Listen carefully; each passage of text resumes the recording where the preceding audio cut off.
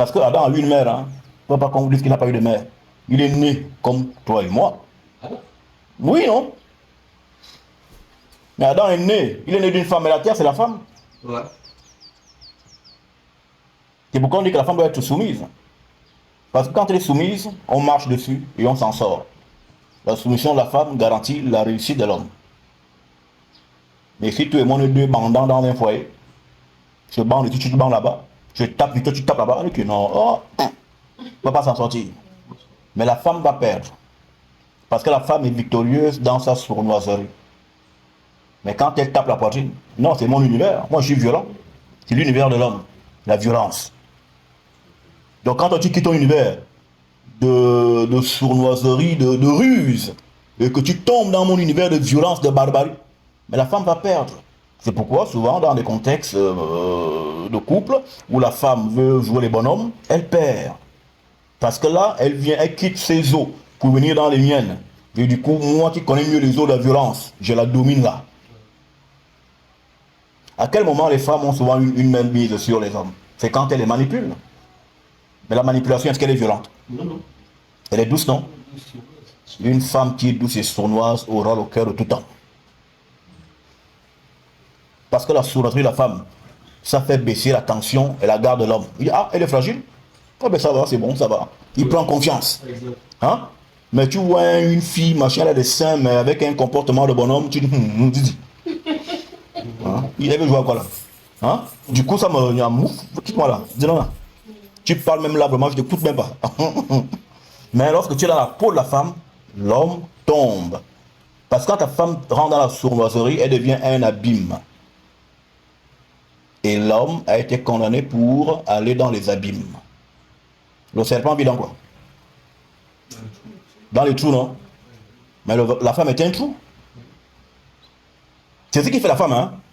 C'est le trou qui fait la femme. Oui. Et toi, tu es un serpent. Le Bangala, non? C'est le serpent. Hein? Il vit dans le trou. C'est le trou qui... Tout ce qu'on fait là. C'est pour les trous, hein? Tu bosses, tu travailles, tu es un homme éloquent, tu es un ganga influent. Tout ça, c'est que des trous, en fait. Hein? Bon, maintenant, il y a les sacrifices pour certains gangas qu'on les bat nous autres. Parce qu'il faut dire qu'un ganga aime les femmes par nature. Parce que c'est des prêtres. Et la prêtrise commence dans le caleçon. Mais si je ne bande pas, je ne peux pas te faire un travail spirituel. Le pouvoir part de là. Ça monte et ça descend. Hein? C'est pourquoi il me faut une bouteille comme ça pour activer et garder toujours les veines tendues. Une fois que cette religion est morte, je transmets la vocation à mon fils. Mais tant que je suis tendu, je continue de travailler. Parce que Dieu atterrit d'abord là, dans le sexe de l'homme. C'est-à-dire que quand ça rentre ici, ça rentre là-bas. Le centre gravitationnel au niveau du nombril, ça touche cette région sexuelle. Le nombril ressemble à quoi? À un soleil, non? C'est là que l'énergie de tout le corps se réunit, se tasse dans cette région, jusqu'au rectum.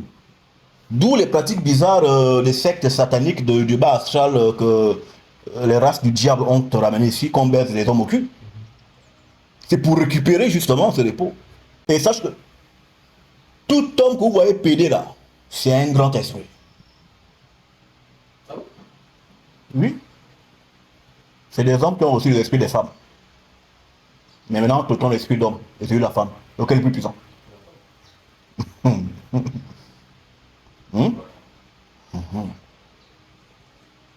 Là où je vous donne déjà beaucoup de boutiques. Hein. Je vous donne beaucoup de boutiques ce matin. Un homme peut avoir reçu l'esprit d'une femme et ne pas être pédé. Il peut être même efféminé, avec des manières de femme, mais être un homme. Avoir une femme et des gosses. Parce qu'il a reçu un esprit. C'est un esprit.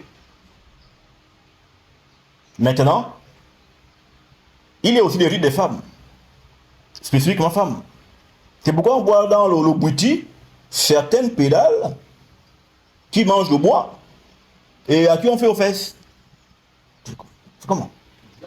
Nous, on accepte pas ces genres de comportement dans nos rites. Toi, tu sors avec ce type de comportement. Le diable, le diable t'a percé l'anus. Qu'est-ce que tu fais là? Non, c'est parce que l'individu a été introduit dans un rite de femme. Et on lui a surdosé l'esprit de la femme. Et quand on surdose ça, et sachant que l'amour sexuel de la femme est plus important que celle de l'homme, du coup, l'individu, il passe de l'autre côté. Parce que l'amour sexuel de la femme s'appelle le buisson ardent. Ça, c'est l'amour sexuel de la femme. C'est pourquoi quand tu fais sexe avec ta femme, c'est elle qui gémit plus fort. Parce que la femme a plus de goût. Mais son goût ne finit pas. Parce que tu peux jouer même 10 fois, là, elle est là, elle est toujours disposée.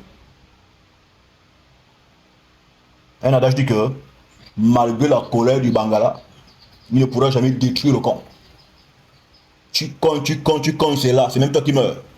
Parce que c'est un amour infini. Maintenant, l'homme, lui, l'amour sexuel, l'homme, c'est un petit feu qu'on appelle le feu brûlant ou le feu piquant. Une fois qu'il a piqué, c'est fini. Mais une fois qu'il a eu juste, c'est fini. Il est mort. Donc nous les hommes là, on fait le ngando ici dehors, mais pour rien en fait. Même le bois là, tu prends ça, le bois là, tu prends le bois là, tu vas forcément jouir. Tu vas mourir. Voilà. Et la femme est infinie, parce que la femme est un cercle, c'est un rond. Le rond, c'est le zéro. Le zéro commence où? Et le zéro finit où? Dieu, c'est ça Dieu. Donc Dieu est zéro.